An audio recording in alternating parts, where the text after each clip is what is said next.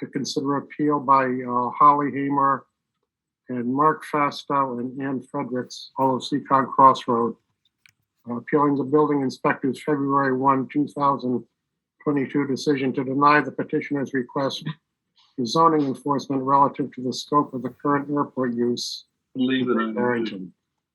And we'll start off with a roll call, and I'll just say your name and just state your full name and that you're here, please. Carolyn? You're muted, Carolyn. I don't get this. You can see why I don't like to do this.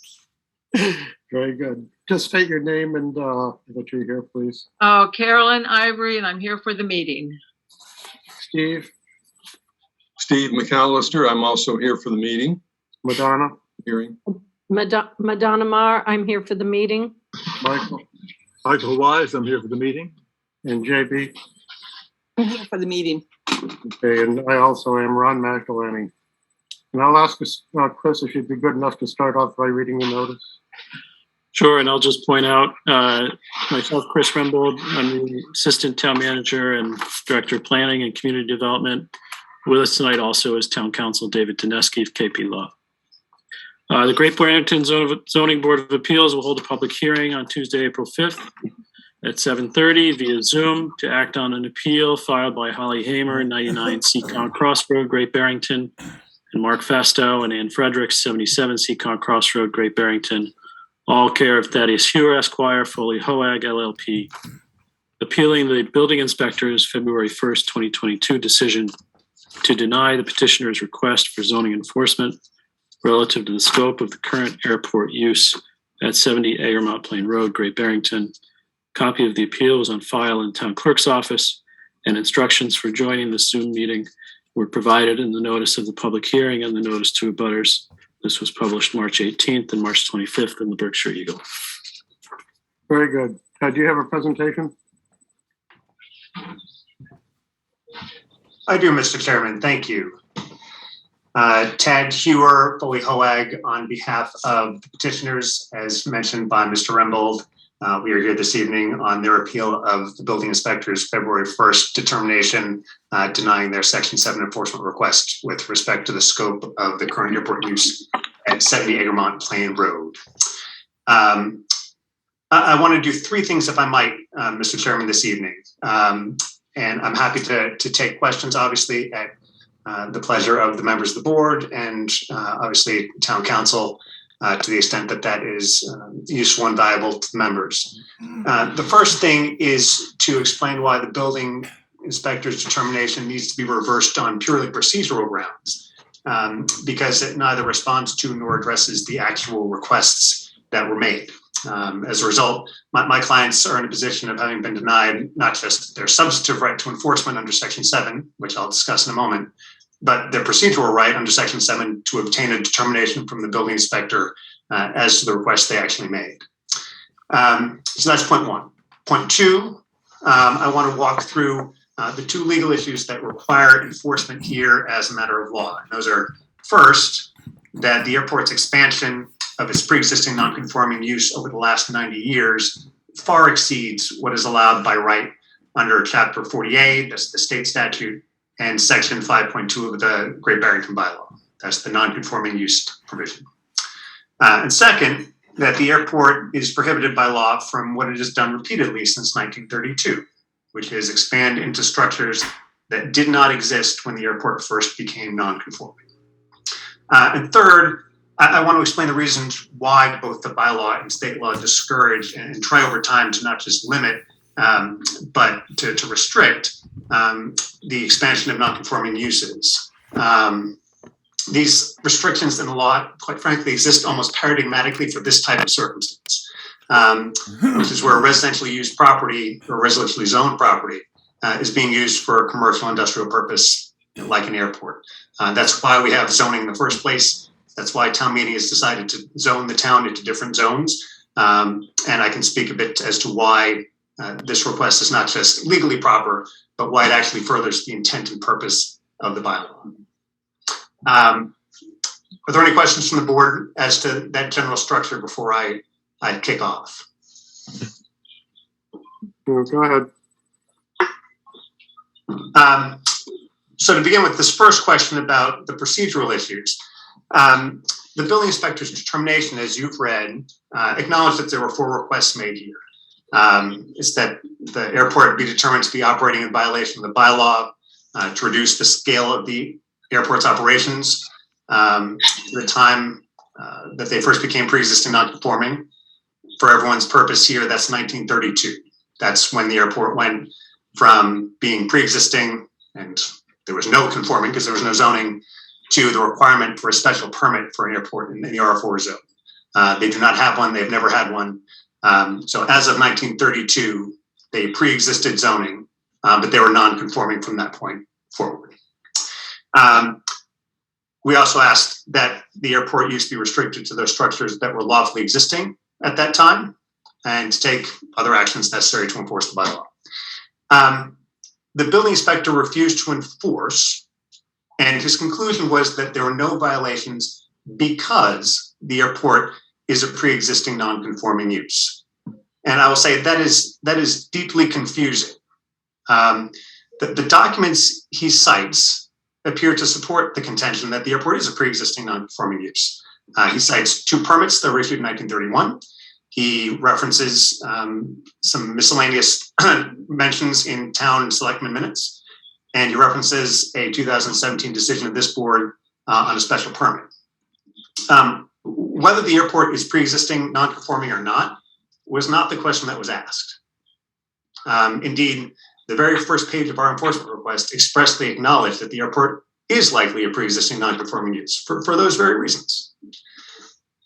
The building inspector either failed to answer the questions that we asked, which requires reversal, or he is asserting that his answer to that first question, whether the airport's operating in violation of the bylaw, is because the airport is a pre-existing non-conforming use, and that any subsequent use of the property for any airport purpose, no matter how extensive, is allowed by right as a matter of law. Those are the only 2 conclusions that you can reach from the building inspector's letter. And the latter requires reversal as well, because the fact that the airport is pre-existing non-conforming is merely the starting point of the inquiry. As we noted, the mere existence of the airport prior to 1932 does not authorize the current extent of its operations. Those are 2 very different questions. Right? The Supreme Judicial Court, I'll refer to them as the SJC throughout this evening, bars the airport's scale and scope of its current operations, which drastically exceed those from when it became pre-existing non-conforming in 1932, unless the town grants it additional approvals. The building inspector agrees the airport has never obtained those approvals. Right? So there is a mechanism by which they could get approval, they've just never sought it in 90 years. I note, quite frankly, in passing, that the existence of section 5.2 of the bylaw, that's the non-conforming uses section, prohibits substantial expansions and extensions of non-conforming uses without further approvals. That's why it exists. So it's quite frankly axiomatic that you can't have unlimited expansion of a non-conforming use without further approval.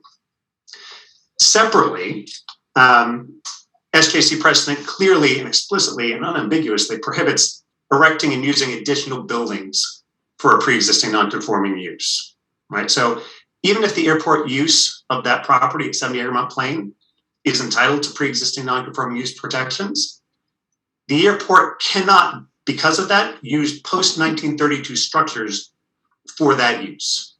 But the airport is openly using such structures at the airport today. And again, the building inspector agrees the airport has never obtained approvals to do so. Right. Now, the building inspector's decision didn't address either of these 2 issues, right? The scope of the current use compared to 1932 or the use of post-1932 buildings. And we know that the building inspector wasn't relying on anything else other than what he stated in his letter, because we made a public records request for every document upon which he relied in drafting his decision. The town duly responded within the time period. We appreciate it. And this is the sum total of what we got back. We got back 5 zoning relief applications, all dated after 2013. We have that list of airport references in the select board minutes from 1930 to the mid-1960s. We have the 2 select board votes from 1931. One granted approval for a hangar, the other granted approval for a fuel license. We have a copy of the assessor's cards, which confirm that all the buildings were constructed after 1932. None of them is before 19 or after. They are all constructed after 1948, most of them in the 1970s. And then we have 10 miscellaneous building department permits, somewhat confusingly, only one of which is for a building. So they've got 5 buildings there, but there's only one building permit for a building. Most of those building permits are for roofing or for temporary signs. So again, all these documents clearly suggest that the use could be pre-existing non-conforming, but none of them have anything to do with the questions that were posed to the building inspector. The scope of the airport's operations and whether the buildings that are there can be used for airport operations, even though they didn't exist in 1932. So for those reasons, we would say that purely on a procedural basis, the building inspector hasn't answered the questions that were asked. And if his reason is because a pre-existing non-conforming use exists, anything that furthers that use is allowed by right per se, both of those are incorrect statements as a matter of law and would require reversal. And that can be a remand back to the building inspector to ask him to answer the request and do the analysis that's required, or the board can issue its own order superseding that determination, as town council has advised you this morning. So that's the first issue. If there are no questions on that, I'd like to turn to the merits, these 2 specific issues. Mr. Chairman, I would have some questions on that, but I might profit by hearing the rest of it before I get to them. Okay, that sounds good. Why don't you proceed, Ted? That's fine. So turning to the merits, like I said, there are 2 issues here. They're related but distinct points, both of which require enforcement. The first is that the expansion and extension of the airport far exceeds what's allowed by 40A in section 5.2. I'll talk about that one first. The second is that the airport can't use structures that didn't exist when the airport became non-conforming. That's second. So before getting into the details on this, I think it's important to underscore one key point, and there are a number of technical legal issues here. So if there are things that become confusing, I understand and I'm happy to clarify if people have questions. But the key point is this: there is no statute of limitations on enforcement against unauthorized expansions of a use. And that's distinct from what you're probably familiar with seeing most of the time, which is there is an express statute of limitations on enforcement against a non-conforming structure, right? If you have a non-conforming structure and you don't have a permit for it, but you built it anyway, if the building department doesn't find out about it for 10 years, it self-cures, right? So you're not required to tear it down. They can't tell you to change it. It exists and can continue to exist as a non-conforming structure. That's not the case for a use, right? So being in existence for a long time doesn't make a use lawful. It doesn't create a presumption of legality. It's the exact opposite. Right, and this is the appeals court in the Lord case, Lord versus Board of Appeals of Somerville, Somerset.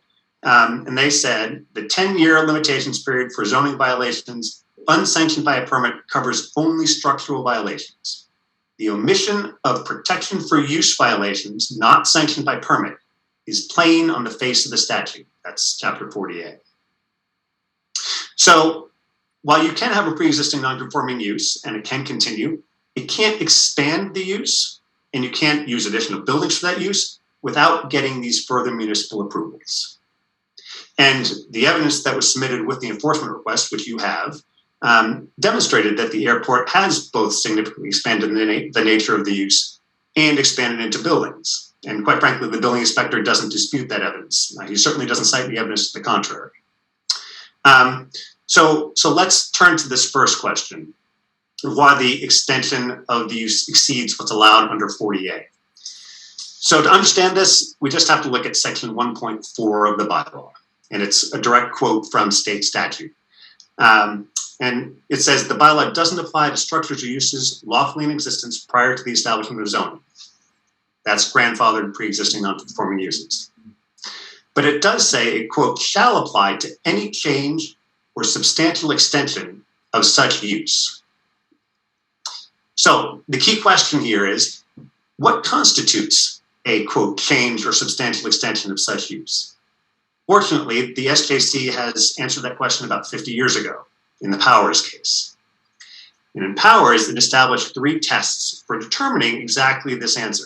When the extension of a pre-existing non-conforming use exceeds what's allowed by right, and therefore requires getting those additional municipal approvals. Right? If you don't comply with all 3 tests, you need the municipal approval. You've got to pass all 3 if you are the non-conforming use in order to be able to expand without getting an additional approval. Right? Take that out, please. Pardon me? Oh, I'm sorry. No problem. So the first of those tests, the Powers test, is this. It's, quote, whether the present use reflects the nature and use prevailing when the zoning bylaw took effect. And the answer here is clearly no. Right? As of 1932, that's when the bylaw took effect. The evidence indicates that the airport use consisted at most of limited personal private aviation.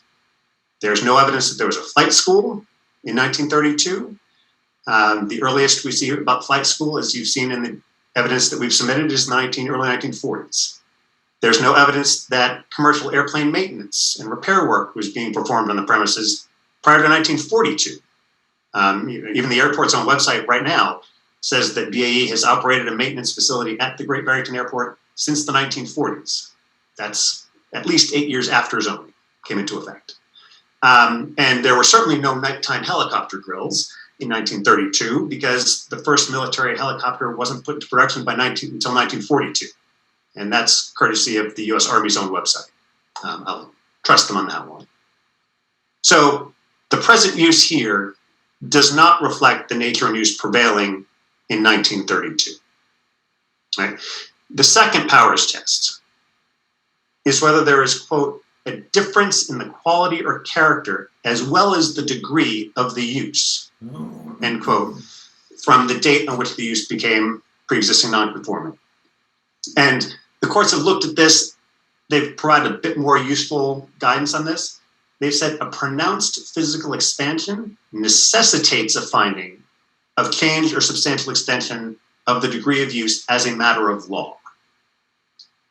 Here we have an airport that is expanded from 3,600 square feet of building and an unpaved grass runway in 1932 to 5 buildings, a paved half-mile runway with nearly 3 acres of pavement today. That is, under any metric, a pronounced physical expansion. And this all occurred after 1932. Walt Collaza himself is quoted in the Great Barrington History when he was interviewed as saying, when we purchased the airport in 1944, it was, quote, just a grass field. So there is a significant difference in the quality or character as well as degree of the use because we have this pronounced physical expansion under any reasonable definition of that term. And the third test in Powers is, quote, whether the current use is different in kind in its effect on the neighborhood. And the courts have held that, quote, a dramatic increase in the intensity of these characteristics can rise to the level of a qualitative change or substantial extension that constitutes an impermissible alteration of the non-conforming use. Right? So here, again, according to the airport's own filings to the select board 2 years ago, they said we have 52 aircraft on the field and we have 29,810 flights annually. Walt Collaza said in 1944, in that same interview, or said in the interview about his purchase in 1944, that we had, quote, 2 little airplanes, a Taylor Craft and a Cub. The difference between 2 airplanes and 52, between several hundred flights and tens of thousands of flights, between the absence and the presence of nighttime military helicopter drills, between the absence and presence of a flight school, of a maintenance facility. These are alone, by any measure, an intensification and enlargement of a use that is different in kind in its effect on the neighborhood. So our position is that there is no doubt, under any reasonable reading of the law in these facts, that the airport's current operations are a substantial extension of the pre-existing non-conforming use as that's defined by the Supreme Judicial Court. So what happens in that circumstance, right? Unless the airport complies with the state law, both the SJC precedent, 40A, and the bylaw provisions authorizing a substantial extension, that's section 5.2, they are in violation of zoning, right? Under section 5.2, that's the non-conforming uses section of the zoning bylaw, the ZBA can authorize a change or substantial extension of a use, but it can only do so if it determines that such change or extension shall not be substantially more detrimental than the existing non-conforming use to the neighborhood. Right? So a few points on this. The first and most important is the airport is never asked. It has never brought a section 5.2 request to the zoning board. So it's clearly in violation of section 5.2 right now. And that alone mandates section 7 enforcement. Second, even if the airport did ask, the determination is made by comparison to the time the use became non-conforming, right, 1932. And there is no dispute that there are dozens more airplanes, tens of thousands more flights, numerous services that just didn't exist in 1932. And third, even if the airport asked for that section 5.2 approval, and even if the ZBA found that an increase in dozens of planes and tens of thousands of flights and nighttime helicopter drills and all that was not substantially more detrimental to the neighborhood than the use as it existed 90 years ago, that still wouldn't be enough under state law. And this is an absolutely critical legal point. In the Cox case, which is an appeals court case, which means it's precedental, the court was asked to answer this exact same question. And it ruled that just getting a determination from the zoning board of no substantially more detrimental than the previous use was, quote, simply not enough, end quote. The reason the Cox court and the appeals court said this is because they said in order to give meaning to that language we discussed a few minutes ago in section 1.4 of the bylaw, that a bylaw doesn't apply to structures that exist prior to zoning, but shall apply to changes or substantial changes, extensions of such use. The appeals court said those extensions or changes themselves must comply with the ordinance or bylaw. And what that means here is that to operate an airport use in the R4 zoning district, you need a select board special permit. There's no dispute over that. Without a select board special permit, any post-1932 extension of the use, whether that's in terms of its intensity or in terms of using new buildings, can't comply with the bylaw because those are airport uses and they're not allowed by right in an R4 zone. You need to have the special permit to extend them. And where an extension of a use can't comply with the bylaw, then section 7 requires enforcement if requested. The Cox case is what prevents this from being merely a, we haven't come to the zoning board yet, which again, they have to do and they're currently in violation. It means that even if this board were able to find that all these additions were not substantially more detrimental, there would still need to be a special permit issued by the select board. And as we know, 2 years ago, the select board unanimously denied the request for a special permit. The second issue, which I can address much more briefly, is this one about buildings. And that comes directly from the Powers case. All right? In Powers, the court said, and again, I'll quote, the existence of a lawful non-conforming use does not permit the erection of additional buildings for the extension or enlargement of that use. Right? The existence of a lawful non-conforming use, and for a purpose of argument here, we'll concede that the airport is a lawful non-conforming use, does not permit the erection of additional buildings for the extension or enlargement of that use. The documentary evidence that we submitted to the building inspector clearly shows that the airport had at most one building prior to 1932. That's the magic date again. And the town records show now that the airport has at least 5 buildings, as can anyone who walks out to the airport itself and looks around. Ironically, the building inspector's own documents that were provided to us in response to the public records request included the assessor's cards. And they state conclusively that all of those buildings were constructed after zoning, right? 1948, 1950, 1973, 1984, 1985. So we know that none of those buildings existed in 1932. And the building inspector knows that none of those buildings existed in 1932. So even if the airport is allowed to use the property as a pre-existing non-conforming use for airport purposes, there is no lawful basis under the Powers decision under which the airport uses can be expanded into those post-1932 buildings, again, unless there's approval from the zoning board, and again, unless there's approval from the select board. And neither of those exists at the moment. They're operating in buildings that they were not using when they became pre-existing non-conforming, and which they've never received approval for. And it's irrelevant to this matter, but again, I'd note that only one of them even has a building permit. They have not been the most scrupulous in going to the town and even following the requirements to get building permits, much less complying with the zoning bylaw. So what we have is a non-conforming use that after it became non-conforming, erected new additional buildings, which extended and enlarged that non-conforming use. And that's literally what Powers says you cannot do. Third and finally, I want to step back for a moment and articulate some of the reasons why we're asking for enforcement of the bylaw, right? And these illustrate why the law discourages and tries over time to reduce and eliminate non-conforming uses, right? In the Harrington case, which we cite in our enforcement request, it's a land court case. The land court says, and succinctly clarifies why all this is relevant. It says, the cardinal purpose of zoning is to promote uniform and consistent land development by zones. And so, the law disfavors and seeks to minimize non-conformity.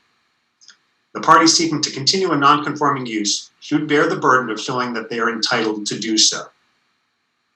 Right?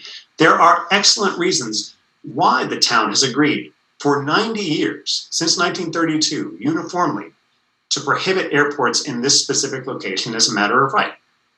And again, it's worth noting that 2 years ago, the airport sought that special permit from the select board that would have allowed for expansion, and it was unanimously denied, right?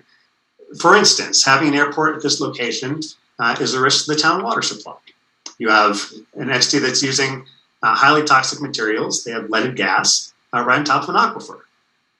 Mass DEP has described the airport as a significant threat to the town's water supply. You wouldn't put one there today for good reason. The airport creates significant and ongoing noise. It drives the residents indoors. There is significant testimony during the select board proceedings about the noise issues. Reduces property values for the town. It's an ongoing health risk. That's why we don't allow airports to be sited in residential zones anymore. Deprives the town of tax revenue. This is an R4 zone. It's the zone that you get the most taxes out of. The airport produces minimal tax revenue because most of it, ironically, even though it's an airport, is designated as Chapter 61 agricultural land, under which you pay only nominal taxes, right? It creates serious risks of collision with residents driving on Seacon Crossroad. The runway is shorter than what's allowed by FAA guidelines. You wouldn't put an airport with this runway in that location. We've got to come in right over a road that's traveled. There's one there, but you would hope that you would put it in a better location somewhere else. And it creates, again, a threat to health because of this use of leaded aviation fuel. Now, I understand that the airport has repeatedly said, and I've appeared before this board before on this issue, as you may well recall, that they have leaded fuel and unleaded fuel, right? They offer both. That fact is only relevant if pilots actually use the unleaded fuel, right? The problem is that there aren't a lot of planes that use it.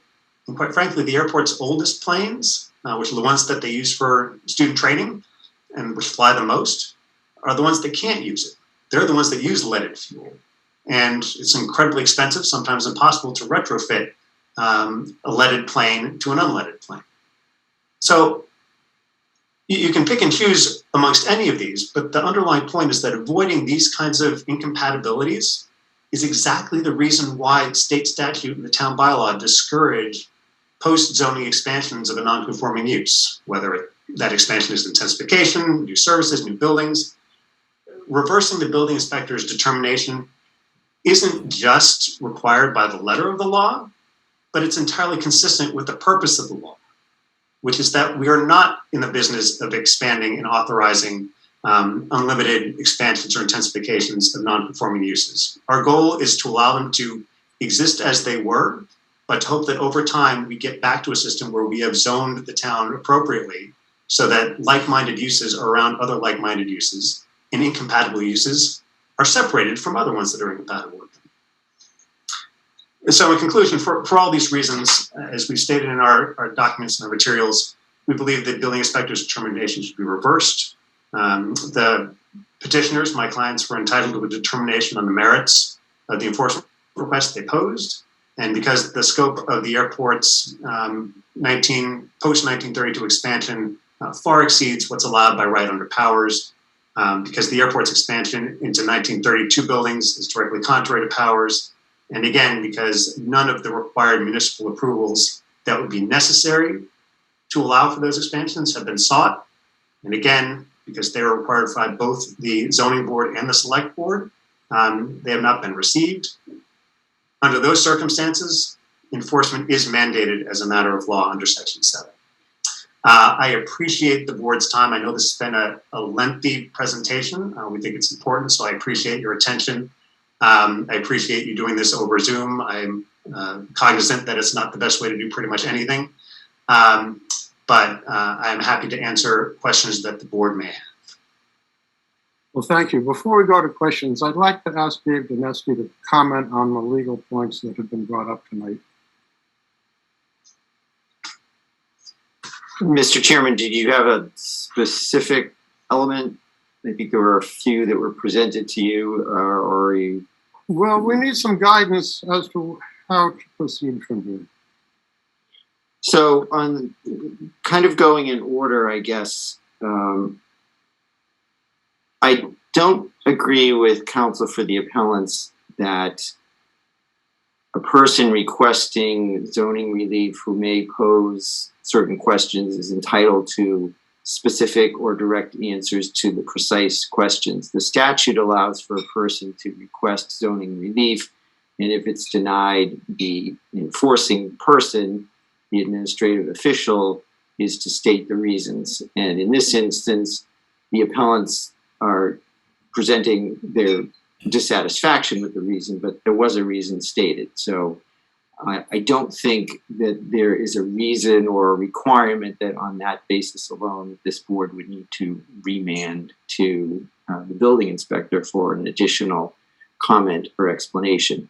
I do agree with counsel, though, that if the board finds that the response was not sufficient or the explanation did not meet the moment, so to speak, then it may itself fashion a particular response. And in the memo I provided earlier today, I noted that the law does permit this board to make its own order or directive when it is considering an appeal from a decision of the building inspector that relates to zoning enforcement. The principles that are recited and presented to you regarding the Powers case and the other cases about what is the permissible extent of a non-conforming use, I don't know that I have anything to disagree with counsel on general principle basis, but there are two elements that are almost always under consideration in a case that deals with non-conforming uses. That's one, the Zoning Act, Chapter 40A, and two, what's the particular bylaw provision in question. As a general principle, the expansion or alteration of a non-conforming use is regulated under the Zoning Act, Section 6 of Chapter 40A, And it's also regulated under section 5.2 of the Great Barrington zoning bylaw, as council pointed out. Again, that reflects the fact that, as the courts have consistently said, the particular facts of a case do matter. So there are principles that are established under state law, and there are principles that are applied when dealing with a particular bylaw. Often similar or the same, but when you're construing a bylaw, you need to follow the language that's there. The other point, I think, on the merits that was made was that the existence by itself of a non-conforming use does not equal or constitute an entitlement to construct additional buildings for that use. And I would agree with that in general as a principle. There are cases that are probably more thin slices. There's a case from about 20 years ago that dealt with erection of an additional accessory structure, which was a garage and a pool for a non-conforming residential use, and the court said that was something that was permissible. The two cases that I believe are cited in the memorandum that are submitted, the Wilbur versus Newton case, and the explanation there, the representation that, again, non-conforming use by itself doesn't mean you have the right to erect additional structures. I would agree with that as a general principle. Thank you. Questions from board members?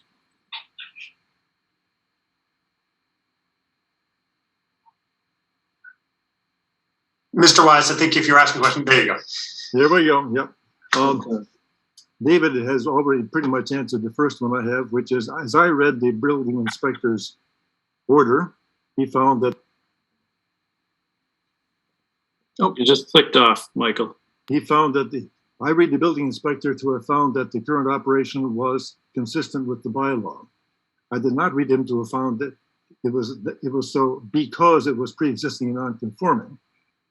I understand your argument to be that what he cited as evidence that it is now in compliance wasn't adequate to show that. Okay. Yes, I think that's a fair reading. That okay. Yeah, because if he has decided that it is in compliance, he need not respond to the other three items you asked for. That's correct, and I think it is correct that our position is that there's no way that, under state law and SJC precedent, that is a logical conclusion based on what he has said, because it would require the presumption that any use is per se, any airport use is per se allowed. And that's just not the law. And I think Mr. Doneski's suggestion was that he agrees. A couple of questions to clarify the facts. And as David pointed out, these things are really all about the facts. You've told us it's all about the law, but as I read the law and I read most of those cases, it's really about the facts. And I thank you very much for having compiled in one place a record of all the history of this airport. This is not the first time in my 10 years on this board that we have dealt with the airport. And much of the time we have been waving our hands at what everybody knows. And now we have some contemporaneous evidence about it, which is very useful. In that stretch from the 1920s, when the Berkshire Aviation Corporation, I think it was, set something up, and then the Dolo brothers bought it, and then it went through something in the 30s, and then Walter bought it in the 1940s, and then these new guys bought it 50 years later. When should they have gone to the town for a special permit? So it depends what they wanted to do. So we've seen what they have done. We've seen what they have done. At what point in there should they have gotten a special permit? Well, there are two things. One is a special permit broadly, right? That's the special permit under the table of uses under section 3, right? The other is they could come to the zoning board at any time for a extension or an expansion or a change of a non-conforming use, right? So there are two different types of special permits they could have sought. They could and perhaps should have come at any time for the select board special permit, because that would authorize the use of the airport within the R4 zone. There is, I would note, and I'm not going to be able to cite chapter and verse, although I could have 2 years ago when I was before the select board, a separate provision that is after the period we're talking about that establishes additional provisions. Chris may be able to provide for us off the top of his head. I believe it's maybe in section 7, which provides additional requirements that must be met if there is an airport that is being sought to be established. But setting that aside, the special permit from the select board could have been sought at any time, and it would validate. When should it have been sought? When should it have been sought? To do anything other than what they were doing in 1932? Yep. 1933. Okay, that's your answer. So, and as for any of the specific items, right, you would not need a broad select board special permit authorizing all aviation fuel uses if you decided to go piece by piece, right? And those would be for the buildings. So if you wanted to build a new building in 1948 or 1950, or install a new hangar, or install a new beacon, or some other physical item that qualifies as a structure, you are expanding and extending the non-conformity, almost by definition, as I think town council conceded, right? That's a new building for a non-conforming use. And you would need to get an approval. So you could have gone piecemeal at each of those times that you were going to construct a new building and said, I'm constructing a new hangar. Please, zoning board, give me an approval. I'm constructing a new office. Please, zoning board, give me an approval. At a certain point, the zoning board may say, you seem to be going far beyond what the intent of the zoning bylaw is, which is to minimize the expansion of non-conforming uses. You seem to be viewing this as an extent to expand and are looking for, kind of check the boxes, and we won't do that. But I think they could have come at any one of those moments when they were going to construct a new building and sought it.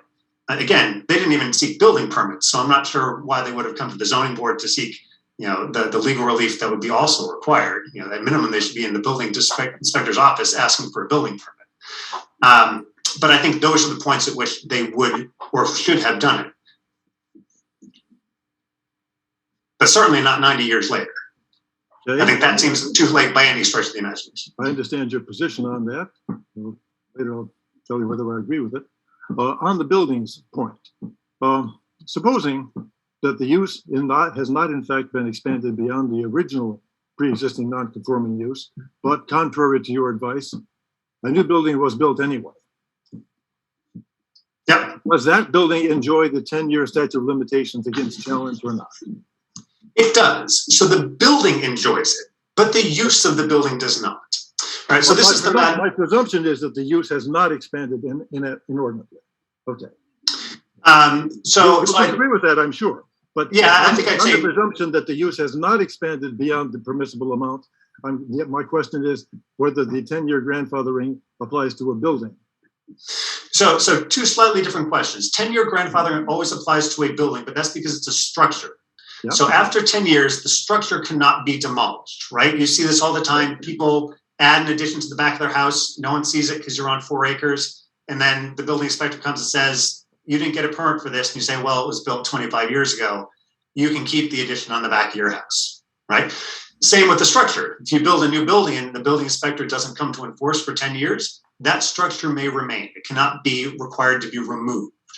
But there's a difference between the structure being allowed to remain and the use of that structure. And we're seeing this right now with the matter before the planning board on the site plan review, right? There you have the office for the airport, right? Built in 1948, 50, it's one of those, after 1932.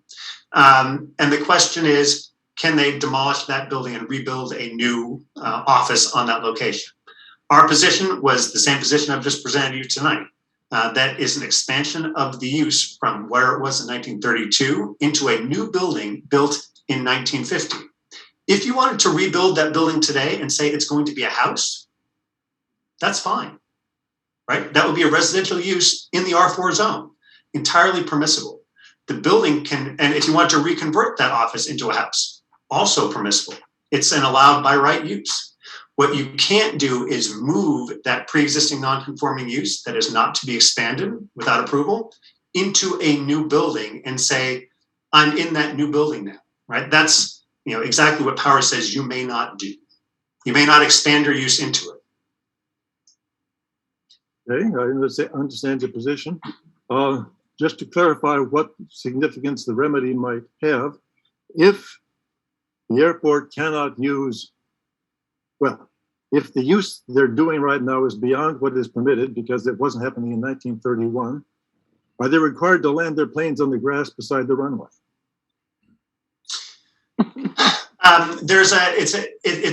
It's an interesting question. I will say that I have not thought about it extensively, but I think the answer is this, that there's a distinction again between the airport use, which is of the parcel, right? The use of the parcel can be used for airport purposes. I think that probably extends to taking off planes, landing planes, probably parking planes. But the paved runway didn't exist until 1950 something. Correct. There's also a question about whether it's a structure or not. Sometimes they are, sometimes they aren't. But how about the old hangar? The old hangar, which was moved across the runway, probably without a permit sometime. Right. It's probably still in existence. It's probably the original hangar, but it's not in the same place. If it's Did the you need a original permit to do that?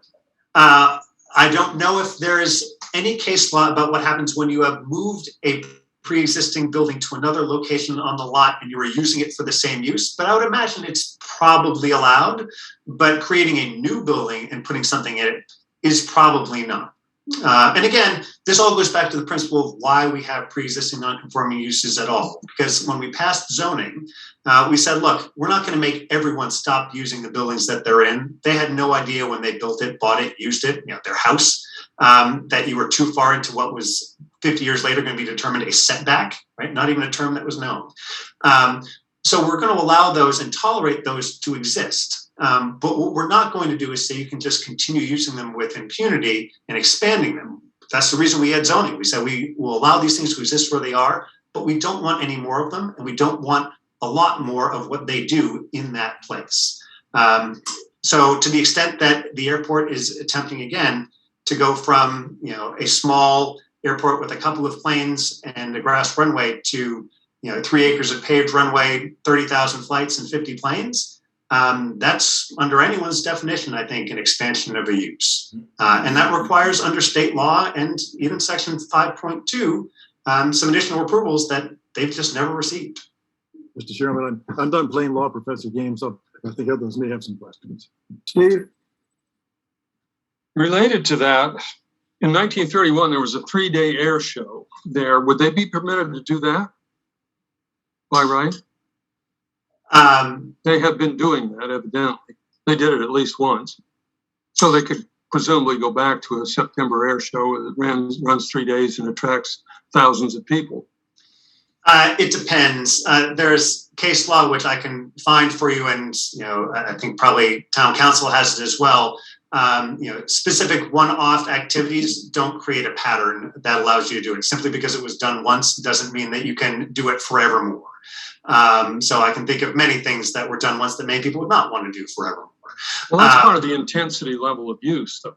I mean, that's certainly a factor in the intensity level of use. So it may not be related to the buildings question, but it may be related to the intensity of use. Because I don't think we've had those since maybe the 60s. Right. There's also a principle, obviously, as you know, in zoning law of abandonment, right? So if you abandon a certain use for 2 years that was pre-existing non-conforming, you may not restart that use without approval.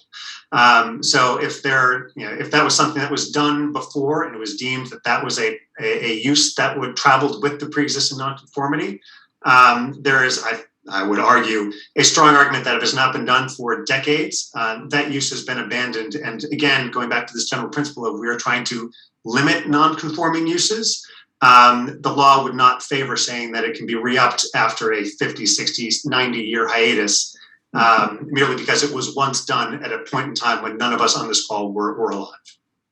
Well, there was a lot of stuff that was done, and presumably they could go back to that because you're taking away everything or asking us to take part in something that removes anything that was not what it was 90 years ago. That's almost a century. Maybe it has progressed somewhat since that time. That's correct. But there are there are many non-conforming uses around the state of all different shapes and sizes that are limited to where they were. And if they've existed since the 1930s, so be it. They're still in existence, and they would not be allowed what they are today. They could be anything from, a hotel, a home, a gas station. So we allow them to continue, but we don't allow them to expand beyond what they were doing at the time they became pre-existing non-conforming. But if we were doing that, if we were going to enforce this uniformly every time it came before the board, what else are we going to have to shut down? I mean, because they didn't get the permits since 1932. Well, there's no requirement. It's not a matter of law; it's a matter of common sense and practicality. We're being asked to do something that, Mark Twain could write a wonderful, humorous short story about because of its absurdity. Well, I think we have to be careful because the applicant has, or the owner has always had the right to come to the board, right? Well, they do have the right, but this is absurd. This is practically, we're being asked to roll the clock back, to take part in rolling the clock back. And we probably have to do that, turn it over to the select board. I mean, I would defer to council on that, but, select board is the one who issues the permit. I don't think we can do it from what I've heard tonight. And it just seems that it's positioned to try to put the airport out of business. And I don't think a court will support that. That's my layman's opinion, gut opinion as a citizen. And if they do, we need to, do something about that. But that's truly why we have that's why we have these different processes, right? And I recognize your concern, but again, we've set up a zoning bylaw where we provide. We don't say that things are either prohibited or allowed, and that's it. We have a provision that goes through this board, right, for variances that you sit on. And I say, like, the zoning bylaw doesn't quite get it right here. So we have those, but there's also a reality here, which is 90 years have gone by. And we're not going to turn the clock back 90 years. I'm not. I mean, maybe other people will, but I'm not. I think there's a way to settle this with the neighbors somehow. The clock doesn't need to be turned back 90 years because they're telling us it does. They can't do anything they weren't doing in 1932. And I'm saying that includes air shows. What I am saying is that the airport has always had, since March of 1932, had the ability to come to the select board and validate going forward and get a special permit, or for each of the buildings that decided to construct to come to this board and seek an approval. It may also need the select board's approval as well because of the Cox case. But again, that's exactly what the law establishes. And if the applicant or if the airport doesn't wish to do those things, it's not availing itself of the structures that were established in the zoning bylaw. That's why the zoning board exists. Fault the neighbors for not coming forward 20, 30, 40, 50, 60, 70 years ago? No, they because could have done that too, and they didn't. Because as we've noted, it's the non-conforming that has the burden, not the neighbors. The neighbors are in the R4 zone and their residential uses in a residential zone. Yes, the airport in it that was there when they bought their houses.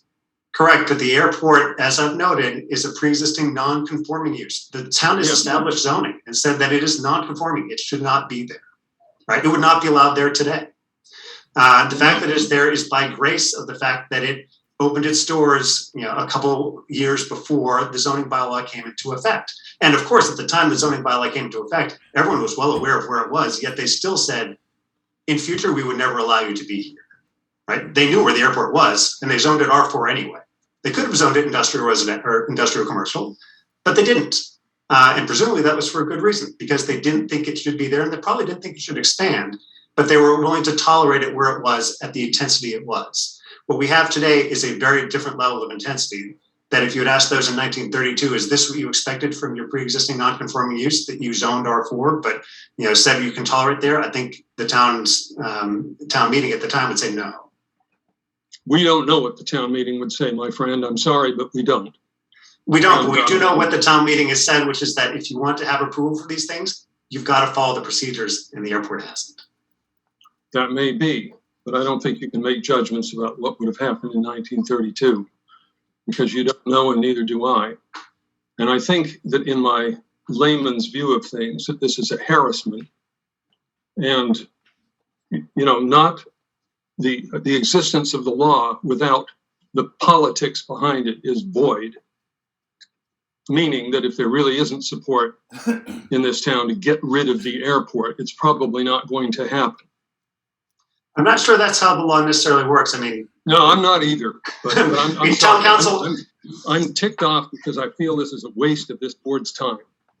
that's unfortunate. As town council did Certainly recognize is. just now, he, I believe, if I've written down his notes, agrees with me that power says what it says about existing buildings and not extending non-conforming uses into them. And That's I feel fine. that, and I'm in agreement with your council.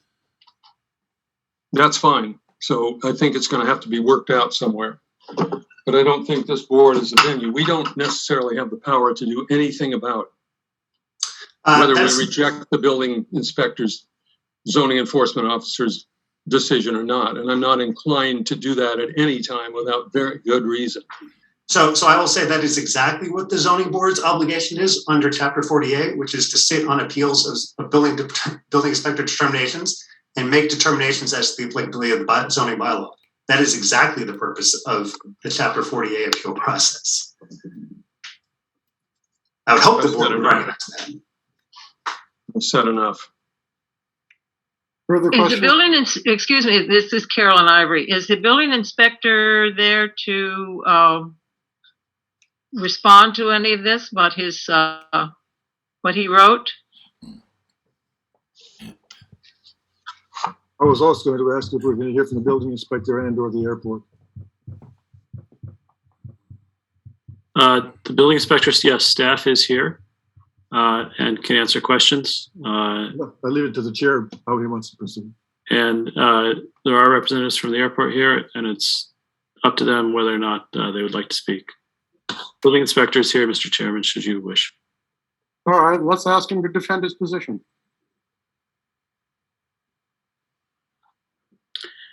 Ed, you should be able to unmute yourself.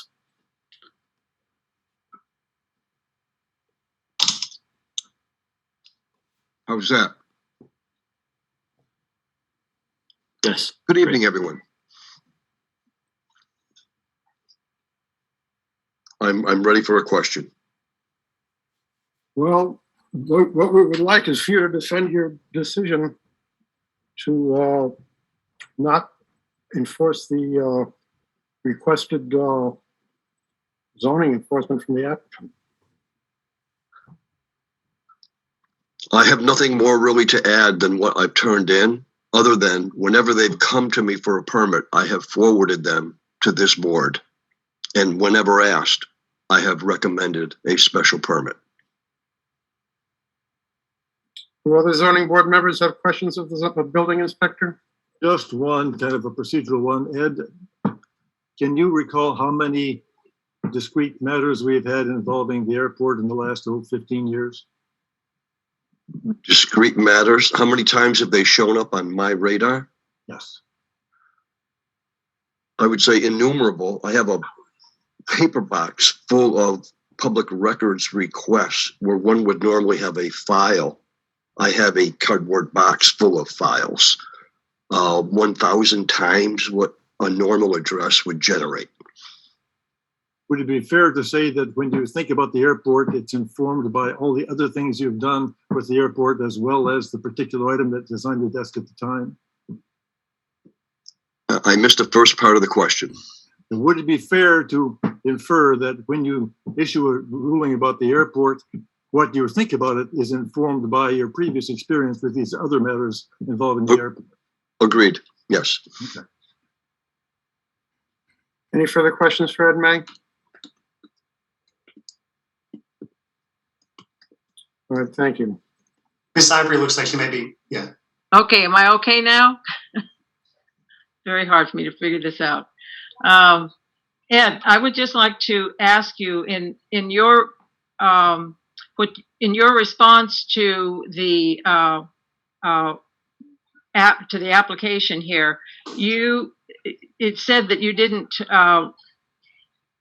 really respond to the four points that were made. Could you elaborate on that a little bit? Is that to me? Yes, that's to you, Ed. I don't have the 4 points in front of me. I'm looking at what you sent to Mr. Ewer, and that's what I don't know if you have that. Obviously, you don't have that in front of you. No, I have honestly always looked at the airport as being pre-existing, non-conforming. And the way I followed the bylaw was I have never committed a malfeasance by issuing a permit without first subjecting the applicant to this board.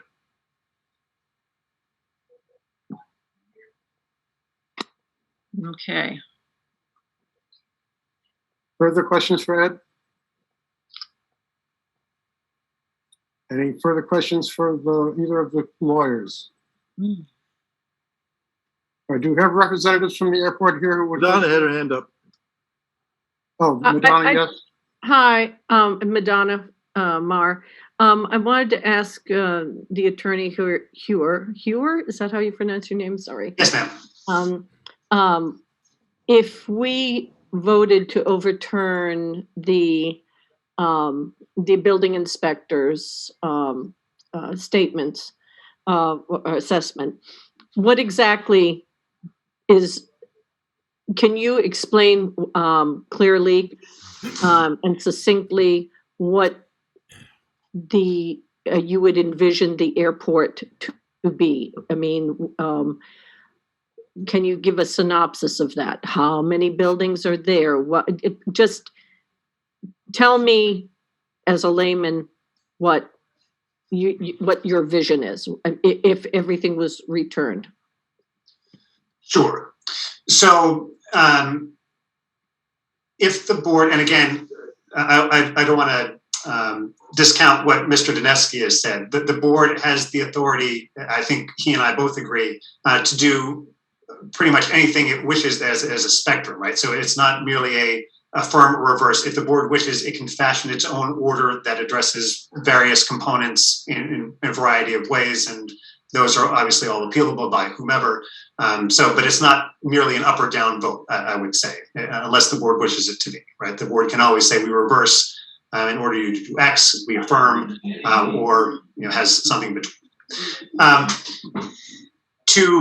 To your question, I think the answer is that the building inspector or the board would need to determine what the airport's 1932 status was, right? There needs to be some determination. We believe that we've provided the evidence that conclusively says what that is, but the board or the building inspector would need to make that determination. There is not a prohibition on all growth, right, of a pre-existing non-conforming use. It is not a stuck in amber moment. But again, anytime you have crossed the threshold into a powers test requirement, which we believe that they have, you would need to get further approvals from the zoning board. And again, we would suggest also the select board. So the real question is whether or not a modicum of expansion would be acknowledged and understood as falling below that powers threshold. Because if it does, it's permissible, right?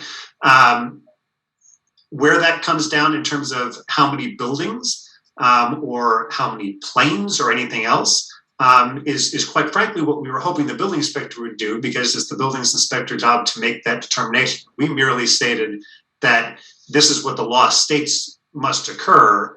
You make the determination about what that means as of 1932. I would envision that the airport would, under a below the powers bar test, return to a small hobby type airport. So it would probably be limited to the one or two buildings it had at the time. It would probably be much more limited to the scope of the number of planes that could fly out. It would probably not be allowed to have nighttime helicopter drills from the military. Night flights are potentially also something that would be limited, because I don't think in 1932 they were doing all kinds of night flying. So I think it's that scope that we would be looking at if the board were to either reverse or order the building inspector to determine what the permissible use vis-a-vis the 1932 baseline is for that airport today. But you don't have any concrete going from 10,000 flights down to 10. So they're starting at around 30,000 flights. All right, 30,000 flights down to 1932, where there was 2 planes. That was 1944. I don't know what they had in 1932.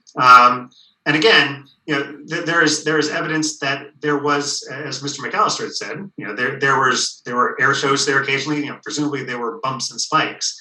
But I think the baseline is probably a small number of planes doing a small number of flights out that did not necessarily have a flight school and fly in, fly out mechanical servicing for planes that were not garaged at the field.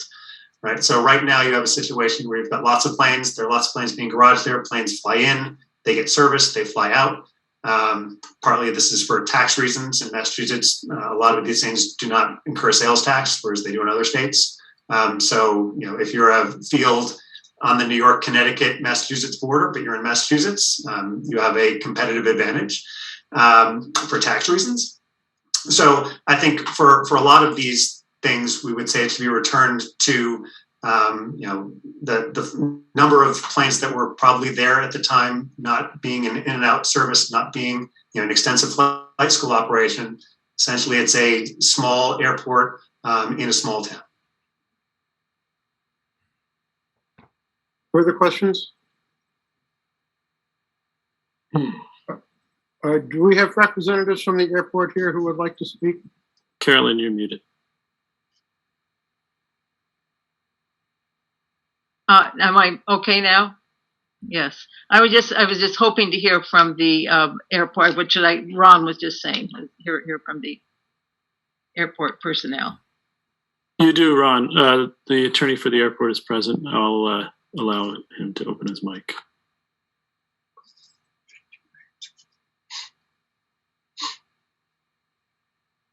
Dennis, you should be able to unmute. Great. Thank you so much, Mr. Chairman, Board. Attorney Egan from the law firm of Cohen, Kinney, Valicente, and Cook. Thanks for your time. I'll try and make it as brief as possible. First, let me just set the record straight.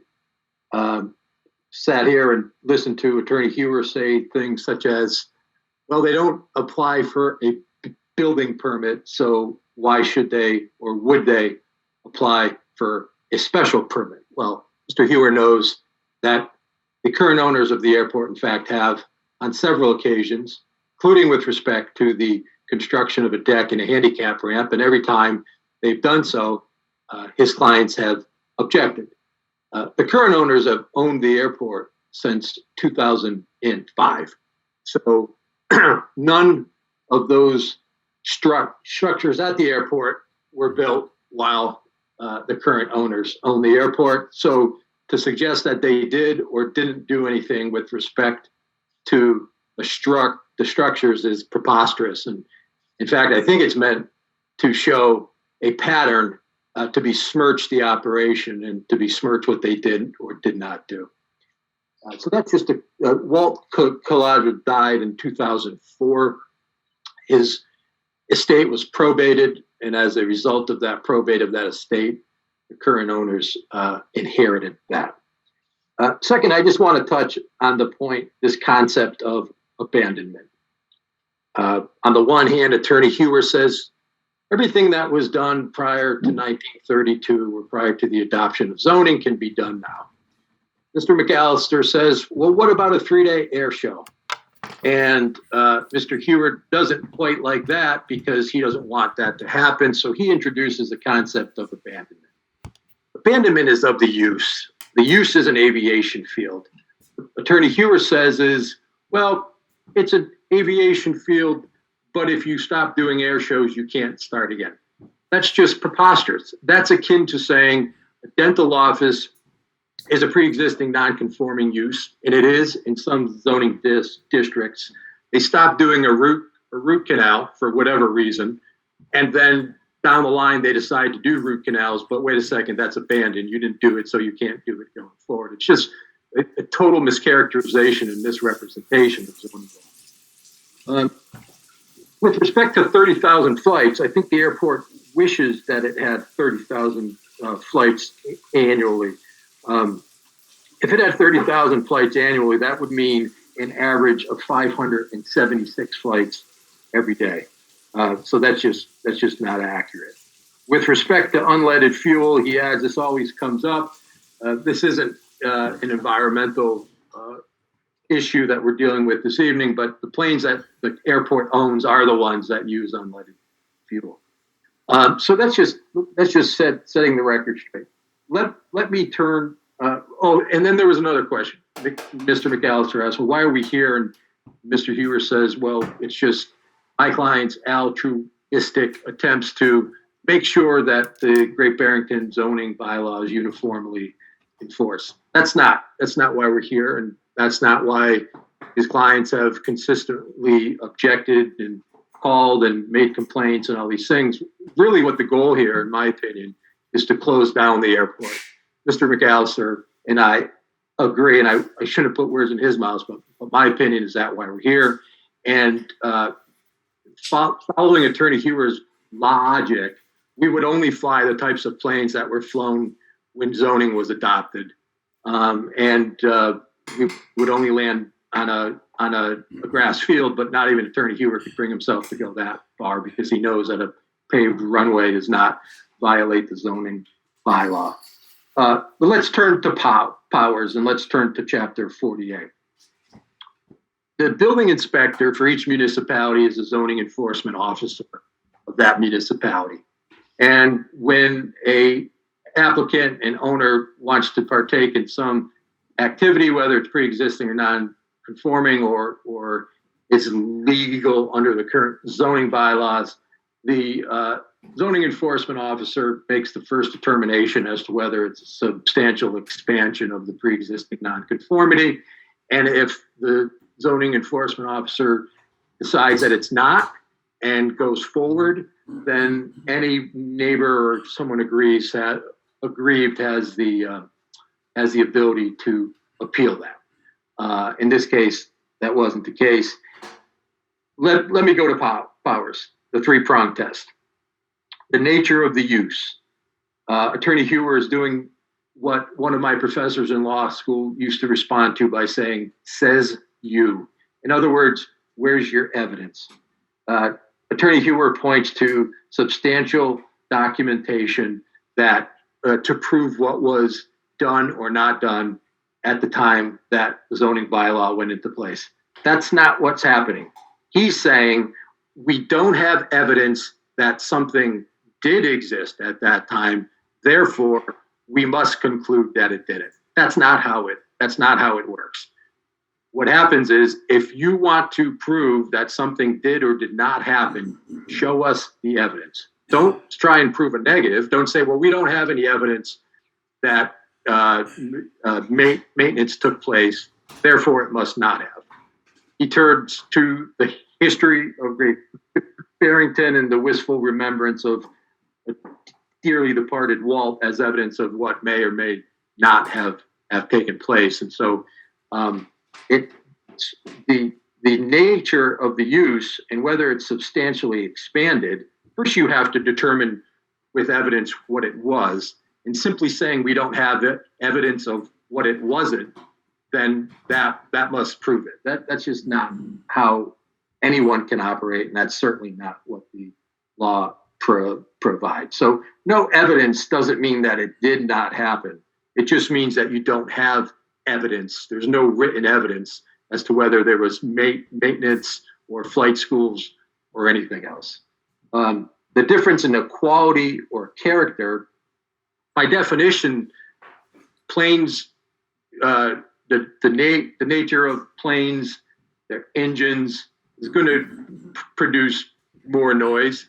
And it's not, the job of the zoning enforcement officer is not to determine how many flights take off and land at that airport. The zoning board, the zoning enforcement officers, the zoning enforcement officer's job is to say, is this consistent with the pre-existing non-conforming use, that of an aviation field? As far as is the current use, the third prong, different in kind? Only planes, so of course it is. Of course it's different in kind. Planes change, engines change. There are more structures there than there were in 1932. But again, the fact that we can't disprove something doesn't mean it didn't exist. Yes, we can prove, and we would grant that there are more structures at the airport than there were in 1932. No one disputes that fact. The issue is, how did that come to be? Whether the zoning enforcement officer made any determinations at that time, whether there was an appeal or not. And then furthermore, the last thing I want to talk about is the many times, including in 2017, that the airport went before the Zoning Board of Appeals, and the Zoning Board of Appeals in that case considered the expansion by way of a deck and a handicap ramp. By definition, the first job of the Zoning Board of Appeals is to determine whether or not the building is properly there.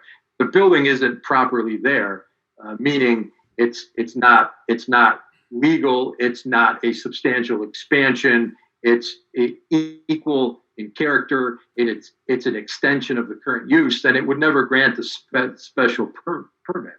So by definition, the fact that a special permit was granted in 2017 is compelling evidence that the issue was considered, and it was determined that that the building complied. And so, in closing, what I would say is, it's not Attorney Hewer's nor mine nor anyone else's determination as to whether something is substantial expansion. It's in the first case, the zoning enforcement officers, and if the zoning enforcement officer finds that it wasn't, then people have rights to either appeal or not appeal. If the zoning enforcement officer says this is a substantial expansion, then the applicant's right is to either go to the Zoning Board of Appeals or the Select Board, but it doesn't go to the Zoning Board of Appeals or the Select Board unless that determination is made. And then finally, to Mr. McAllister's point, this is existed. The most recent building was in the 50s or 60s. It's happened out in the open. No one's tried to conceal anything. Essentially, what's happened is Attorney Hewer's clients have exhausted all the remedies they know how to exhaust in order to shut down the airport, and they've come up with none. And so Attorney Hewer has decided that this is the way to go. We should turn back the clock to 1932 and essentially shut down the airport. And quite simply, that's not the intent of the zoning bylaw, nor is it the job of this board. Thanks for your time this evening. Questions of Dennis? Any questions of any of the lawyers? Steve? Yes, I would like some clarity as to what this board is empowered to do about this. I'm not really clear as to whether we can do anything but kind of remand it to the Select Board one way or another. Could you answer that, David?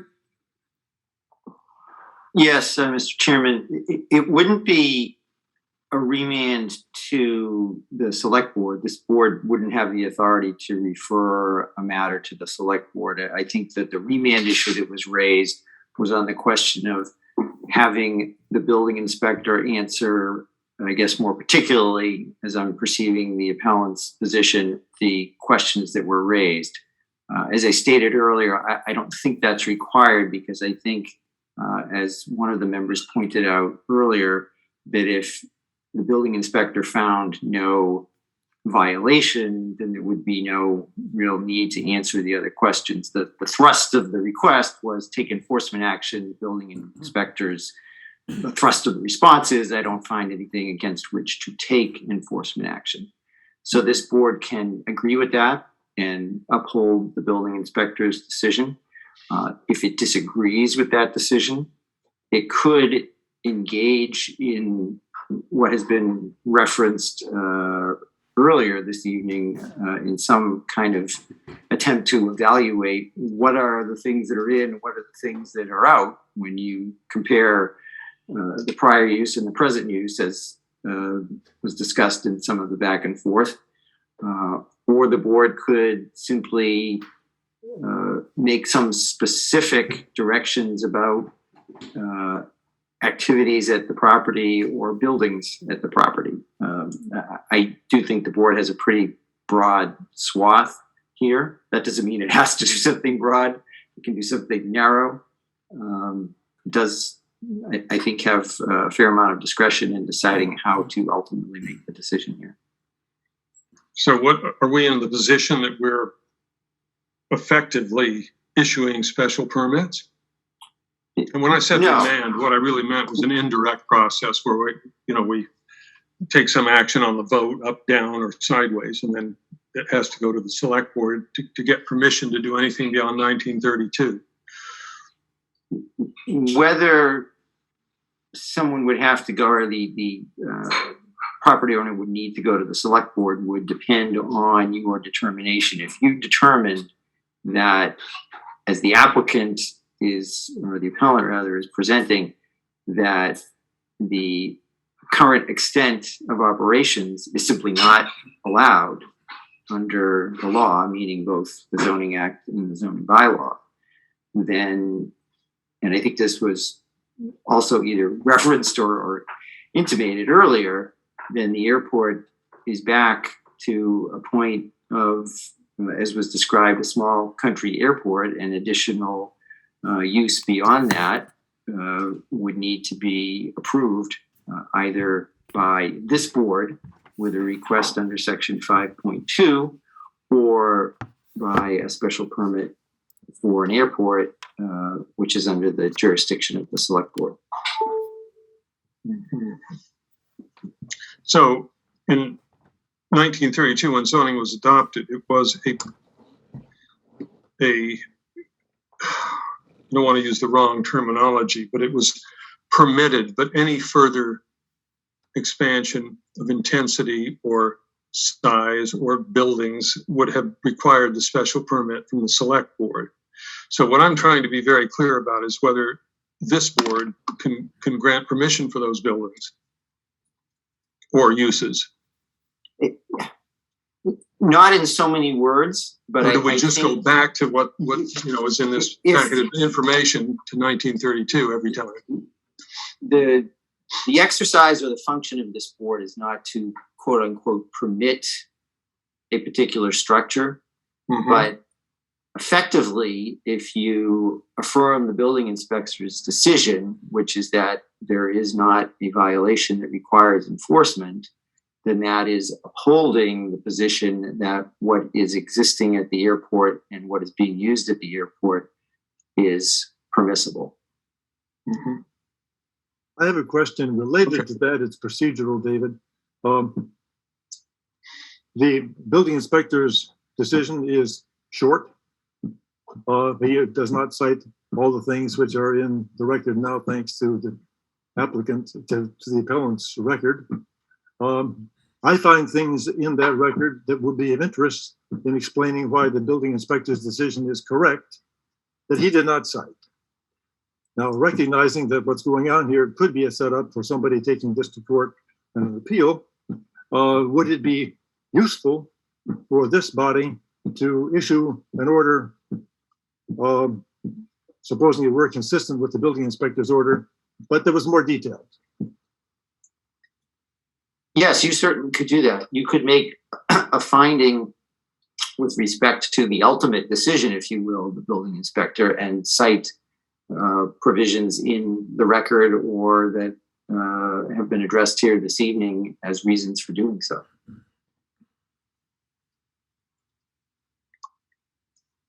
It would probably be out of bounds for us to rely upon things which have come up in the other innumerable cases that have involved this airport. However, we probably should stick to the record we have on this appeal. if you would want to take additional information to put it formally in the record, meaning just records of town actions, you could do so. You would need to keep the hearing open in order to receive that, though, in my view. Okay. Further questions? All right, do we have any letters from other boards? No, Ron. In the cases of appeals, the other boards do not review. On special permits, yes, but not in cases of appeals. All right, then let's open up to the public and see if members of the public have questions or comments that they wish to address. Okay, the first hand you have raised here is Claudia Shapiro. All right, let's have Claudia Shapiro then to go ahead and comment. We'll ask you to keep your thank comments in 3 minutes. No, I'm actually representing myself, Mr. Maggiolini, so I'm going to be taking 6 minutes. I have a couple comments. The neighbors didn't come forward because Walt was a great neighbor. He had a mantra, be good to your neighbors, and he was. Since BAE inherited the airport, I have been consistently coming forward to be consistently ignored. I learned yesterday through a records request, the bid for the runway was accepted. I have a call in for specifications. I do know the ad for this stated must be experienced in airport development. The airplanes at the airport do not use unleaded fuel. That's not true. To date, there's no survey submitted. But anyway, here I go. I see this completely different, and it's based on my personal experience. And since BAE was inherited in 2005, Claudia Shapiro, 78 Egremont Plain Road, please incorporate into the record of proceedings. I will email Chris to forward each of you a copy of the petition for a variance application the planning board approved and this board granted in 2013 that is clearly not an application at all. And BAE Rick Solin's disclaimer of abandonment of special permits rights without prejudice, acknowledging to have received from this board a variance and a special permit based on 2 applications. The notice regarding this appeal did not come in a Town of Great Barrington envelope. Instead, the upper left-hand corner had typed in Planning Department, which consists solely of Mr. Rembold. Enforcement appeals are between the town building inspector and the ZBA, not Mr. Rembold representing the Planning Department and ZBA. Mr. Solon claims he first felt himself in the crosshairs when he sought permits to build hangars in 2017 is untrue. He put himself in the crosshairs in 2013 and before this board. On May 5th, 2013, BAE, Mr. Solon filed the petition for a variance for a special permit to construct a deck. The application was not an application at all. It was just a half sheet of typewritten paper for a Walter J. Colazda Airport. This petition went to the planning board. On May 23rd, BAE Rick Solon filed for a special permit with the zoning board. On May 23rd, BAE Rick Solon filed with the planning board for a site plan review. This zoning board then granted the variance and the special permit that are still in effect. On March 25th, 2015, resulting from an action filed pro se against a granting of the special permit and the variance, Mr. Solon filed a disclaimer of abandonment of special permit rights without prejudice as petitioners and applicants with Superior Court and the town clerk admitting to have received from the zoning board a variance and a special permit, being their intention to disclaim and abandon without prejudice, to reapply or take any other action at any time said permits and all rights represented thereby. On August 3rd, 2015, Town Council representing the Great Barrington Zoning Board stated in part in Superior Court, from the town's perspective, the case is over, the permits have been abandoned. The flaw in this argument in Solon's disclaimer is the permit granting authority, in this case, this zoning board and their sole legal jurisdiction / authority to revoke / rescind permits granted by them, and that never happened. This board, specifically Mr. Maggiolini, Ms. Ivory, and Ms. Meager, are fully aware of the variance and the special permit are both alive and in full effect. There is a presiding court order dated June 15, 2015, stating the variance and the special permit are still in effect. A variance is a waiver of the strictures of the zoning bylaw designed to protect property values. If granted, it allows the owner to use the land in a manner otherwise not permitted in the zoning ordinance. Mr. Rembold stated March 24th at the planning board site plan review that the board could certainly vote on the structure tonight and the use addressed later. that use addressed later is here and now before this board, that in fact this board is activating the variance and the special permit required in conjunction with this specific site plan review. That is why Mr. Rembold emailed me stating the next step is a building permit. That the planning board, zoning board, and assistant town manager, town planner, Mr. Rembold, are multi-layer permitting the airport through site plan review and this enforcement appeal and exceeding their authority. It is specifically the planning board, zoning board, and assistant town manager, town planner, Mr. Rembold, that participated in the July 7, 2010 recorded training session with land use attorney Bobrowski when the airport arose. Bobrowski suggested multi-layer permitting, looked from left to right and said if no one's in the room, and shrugged his shoulders. To paraphrase ZBA member Miss Meager, our little airport, of course I went to Chris about it, wants to expand and build parking garages and also a cafe. Would that require a special permit? Mr. Rembold replied, aviation fields are by special permit in the residential zone. Planning board chairman, Mr. Handkin, stated there is no existing permit, echoed by Mr. Rembold, who stated there is no existing special permit. Mr. Handkin then stated, I think the bigger question is that it is in the recharge area of our aquifer water quality protection overlay district. Yet your site plan review claims the airport does not need a water quality protection overlay district permit because they are here before this board and now getting that waiver from the bylaw, from the variance your board approved in 2015 that is still in effect. Attorney Bobrowski then gave an example of a sawmill in existence for decades that never obtained a valid permit that was shut down. So the zoning board, the planning board, and the assistant town manager, community planner, Mr. Rembold, no, the airport, Mr. Attorney Ewer's enforcement request is valid. I think the bigger question at this point is the recorded comment Mr. Handkin made in 2021 stating if the airport doesn't get the special permit, they will just go before the ZBA. And that is what we are doing here tonight. This is permitting the Massachusetts Statewide Airport System Plan Phase 1, $3.4 million expansion of a Walter J. Colazzo Regional General Aviation Community Business Airport that includes a 5,000 square foot terminal building, multiple hangars for the recycling plant and runway expansion, all part of the extraneous material in the site plan review, if not challenged, is to be construed as accepted. I am now since early January being subject to glaring runway lights on all night, shining in my windows, turned off for the last few nights, specifically for this meeting, coupled by dangerous flashing strobe lights from one-way end identifier lights. This enforcement action filed November 15th should have been heard long ago. The schedule of this hearing and this appeal filed close to 5 months after the enforcement request and just after the site plan review warrants questioning, as it is the enforcement action itself that brought on the site plan review that brings in the FAA. I want to be very clear. I am not an airport antagonist. I have never given the airport or anyone in my neighborhood a hard time, quite the opposite. I find the tone of this meeting and in all of these meetings actually frightening. I am not in agreement with this enforcement action to restrict the airport to an inoperable degree. I have no problem with the airport in its current form, but I am adamantly against any expansion that requires more than BAE inherited in 2008. As that needed to be addressed before BAE was sponsored in the Massachusetts statewide airport system and the National Plan of Integrated Airports, not after. That is not legal.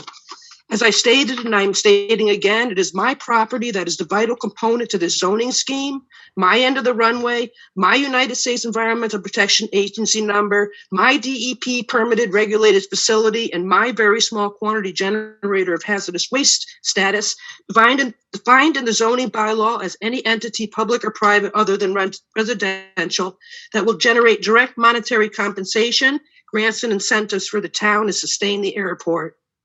It is these rights that are being sought after underhandedly all these years.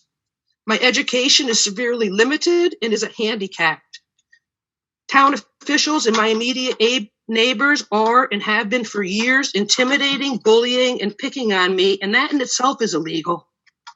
I first heard the expression criminal collusion and public corruption when I conversed with Alan Shartock and Roselle 8 years ago regarding my struggle, and that was when I was not so well versed. I'm putting the town on notice to protect myself. This is a setup, and I am being set up. Do not attempt to take anything of mine based on this setup. This is criminal collusion and public corruption with numerous supporting overt acts. Take this as a sworn affidavit based on personal knowledge that will be sent to the town officials in the Great Barrington Fire District. Thank you very much.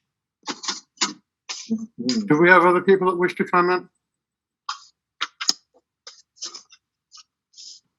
No? Okay. There are 4 hands raised. There's a Dan Miller. Again, everybody, and thank you, Claudia, for doing so. Please identify your name and address. Yes, hi. We'll recognize Dan. Pardon? Say we'll recognize Dan. Oh, thank you. Thank you. My name is Daniel Miller, Jr.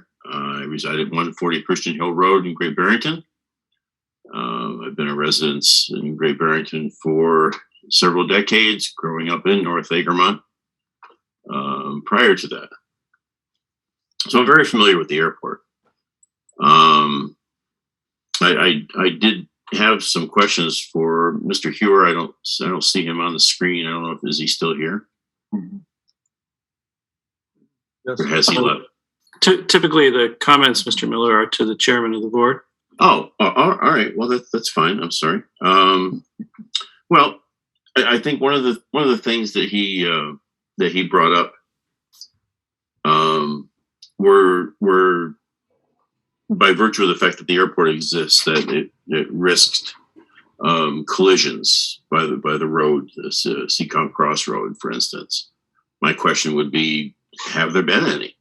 I mean, the airport's been in existence there's been one in 90 years. I think it's a pretty good record. He also mentions the neighborhood quite often, and to my knowledge, the appeal is only lists 3 people. He also mentioned that the airport, by its existence, also depreciates the value of the properties in the neighborhood. I don't know. I don't see that happening. I check real estate values in the area, and I don't see any of them going down because the airport exists. One of the appellates, who lives just 3/4 of a mile from the runway, had a property worth $1 million 20 years ago. It's now worth well over $2 million. It's also the location of Mermaid Designs, LLC. So, I don't think that argument holds up at all. My question too is, are the appellates being directly affected by the existence of the runway, by the airport? Do they own property that adjoins the airport? Are they seeking to purchase property adjoining the airport? I don't know. I see this as being something more than their civic duty from the history I've seen of this. I think it just goes above and beyond what would normally someone see as their civic duty to make sure that things go on the straight and narrow. So that's about it. It was Mr. McAllister. I agree with a lot of what you said, and that took some of the wind out of my sail too. So I don't have to repeat what you said. So anyhow, thank you for your time, and I appreciate all you people do for the town of Great Barrington. Thank you, Dan. Do we have other people that wish to comment? Yes, Mr. Hankin. Yeah, we'll recognize Jonathan Hankin. Can you hear me now? Yes. Yeah, okay. So Jonathan Hankin, 43 West Plain Road in Great Barrington. I am an abutter to the airport, unlike 2 of the 3 appellants. I actually do abut the airport, and I've abutted it since 2003. And I just want to say that I am completely in support of the airports trying to replace their office building. To me, it would be a win-win. It would create jobs. It would create more energy efficient building. So it would be a win for our community and it'd be a win for our planet. And I think the airport is a valuable community resource. And I think that the teaching flying is very important. And I would hate to see anything happen to put it out of business. Thank you. Thank you. Anyone else? There's a Heather Fish. All right, we'll recognize Heather. Hello, can you hear me? Yes. Hi, so my name is Heather Fish. I'm residing at 65 Pumpkin Hollow Road, which is not abutting the airport, but is very close by. And I just wanted to put my voice in as a new neighbor. We moved here about a year ago, and we love the airport. Yeah, and you know, in terms of the use of space and all that stuff, the technical stuff, I have no comments. You know, I wish that the activities at the airport will continue. And as someone with a young child, I would say my only like in terms of hearing like the activities at the airport, like what's going on. The only thing that has been disruptive for us as a close neighbor has been the helicopter activity at nighttime. Sometimes wakes up our baby. So if you're considering like, oh, we could restrict one use, that would be our only like minor complaint, but we would by no means wish to see the airport perish because of that thing. That's just a neighbor's voice coming into the mix. So for what it's worth, that's my 2 cents. Thank you, Heather. Anybody else? Yes, there's a James. All right, we'll recognize James. Could you state your Good name, evening. please? Yes, good evening. This is James Guard, Zone 84, North Plain Road. The only comments I like to make is that we, and I know you will, take the town council's opinions on what is the right thing to do. I know there's a lot of passion regarding the airport, and sometimes that could lose sight of what the legality is. And I just want to say we should just stick to the legal, what's in the laws and the bylaws. And I know the town council will show us what's the right thing to do. So that's all I have to say. Thank you. Thank you. Anyone else? No, that's it, Ron. All right. What does the board wish to do? Do we close the hearing, or what would you like to do? I raised the possibility that there might be things of interest to a decision beyond what's in the building inspector's report. Having reflected on it, I think there is enough in the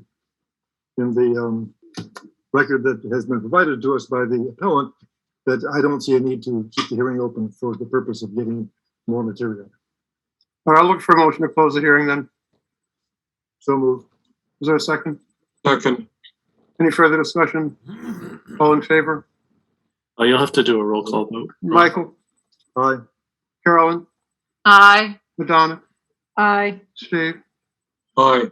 And myself, yes. Okay, the hearing is closed. What would you like to do? I would like to continue it. I need to absorb everything that has been said here tonight.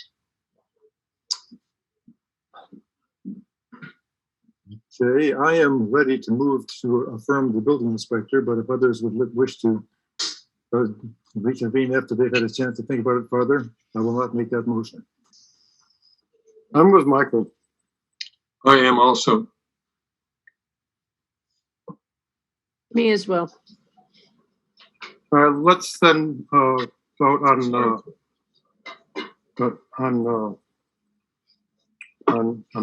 application, on the request.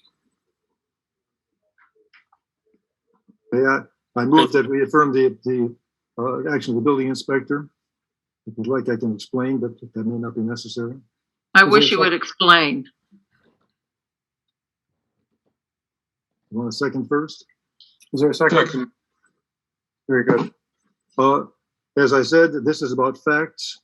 The powers test It sets out the way to organize the facts. As I read the facts as they've revealed by the long record we have before us, I think all the Powers tests indicate that there has not been a violation. The story we have, which is admittedly is pieced together from imperfect evidence, it's newspaper stories often planted by developers and promoters who are just starting a new thing and are advertising what they're going to do, or in the case of Walter Kaladza, looking back on 50 years, bragging about how much he had done to change it. Well, before he took over, they were running training flights in and out of this place. A C-47 landed at this airport in the 1940s. There was all kinds of things. Blimps were landing in the 1920s. You say the helicopters are new. They were talking about bringing an autogyro in 1931. Take a look at an autogyro, that's sort of a helicopter. As I see the first of the Powers tests, the present use does in fact reflect the nature and use prevailing in the early 1930s. Whether there's a difference in quality or character, I think there is not. There has been training in how to fly an airplane. There have been flights, the number of flights, we don't know for sure. We know that the original folks say they had 2 airplanes. We do not know whether there in fact were only 2 at that time. Certainly by the 1940s, there were quite a few more than that. Whether the current use is different in kind and its effect on the neighborhood, and the answer to that is no. It's noise and activity. But it's not materially different. I'm afraid the appellant has made many of its arguments with adverbs, and we take out the adverbs. I am not persuaded. Certainly, there has been no very material change in the operation of that airport for at least 70 years. And for us to go back the additional 20 years and say, Mother may I, you must go back to 1931, as it's demonstrated by one newspaper article, would I think be an abuse. That's why I'm willing to, for this purpose, say that the building inspector got this one right and the operation does not violate the zoning bylaw. And I agree with Michael. Is there any further discussion? No. All right, let's vote. Michael? Aye. Madonna? Aye. Steve? Aye. Carol? Aye. And I'm also aye. All right. Then we will not overturn the decision of the building inspector. Can we ask someone to write up the decision? If you don't mind, Ron, maybe Michael and David and I can make sure that we dot all the i's and cross the t's. That sounds excellent. Thank you. We have 2 approvals of meeting minutes to go over. We've got September 21st, 2021 and April 20th, 2021. I didn't attend that latter one. Mr. Chair? Yeah. Before we move to procedural issues, I just want to depart from you. I just want to thank the board for its time and for obviously the close reading of the materials we submitted. Obviously, we would have preferred a different result, but we certainly appreciate the attention to which the board has paid to this matter, and it is duly noted and sincerely appreciated. I guess my only final question for Mr. Rembold is in terms of timing. Obviously, the board can draft at the speed it wishes, but is just so I can let my clients know what their window is, what a general sense of whether we're talking days or weeks, if you're able to offer some insight. I can only say we'll issue a decision in accordance with what the law provides. I can't tell. Who's on vacation? Yeah, I don't know. Indeed. All right, we'll go on then to the approval of the minutes of September 21st. Does any have any corrections or additions? I do. I have 2 substantive corrections on the last page reflecting what I had said. The paragraph should read, well, I said perhaps something like this could possibly be permitted by special permit as a country club, not lodging house. And so I am inclined to uphold the order rather than include. With those changes, because that's what I said. Anything else? All right, I'll look then for a motion to approve those minutes. I move to approve. Second? Second. Yeah. All in favor? Michael? Aye. Madonna? Madonna? With the corrections. Aye. Carolyn, Aye. Steve, Aye. and I'm aye also. We also have April 20th. I didn't attend that meeting, but anybody have any additions or corrections to that one? And I'll look for approval then. Michael, Move to approve, aye. Carolyn, Sec, oh, Carolyn, aye. Madonna, Madonna, aye. Steve, Aye. very good. All right, we've done everything. Does anybody else have anything they want to say about anything tonight? So Ron, you abstained on the April minutes there? Yes, I didn't attend that meeting. Yep. Okay. Well, I would simply like to say to Attorney Hewer that, you know, if I was out of control and rough, I'm sorry for that. It doesn't change my opinion of the case, but I probably could have been a little gentler. There is no need, Mr. McAllister. You know, these types of issues, as we all, I sat on a zoning board myself for many years and sat on many hundreds of cases, and I remember being in your shoes. There were moments I felt like that too. And please note that the passion with which you have expressed your views is both understandable, and no fault is taken and no apology is necessary. Well, thank you. And I don't have my shoes on either, so that's the beauty. Let's hear it for Zoom. I know. Very good. Anyone else? One item which has come to my attention, and this is a bit off the wall, but our town expert in such things has pointed out that the zoning bylaw says that we serve 5-year terms. And for the last several elections, we've been elected to 3-year terms. Because I think someone in the clerk's office didn't realize that the zoning bylaw provided 5-year terms. All of us are, I think, properly elected, but we might need to think about how we square that circle at some point. Sure. Happy to What work did- with David on that and the town clerk. You just gave the appeal a great foundation. No, we were all properly elected. We're all properly I elected. know it. I thought about that. I did think about that. Good. Very good. Anyone else? Do we have to do a citizen speak? Yep, that's what we're on. Yep. Okay. Anybody? All right, seeing no one, we will adjourn the meeting then. Thank you all for attending tonight. Thank you. Good night. Good night. Good night. Good night, Carolyn.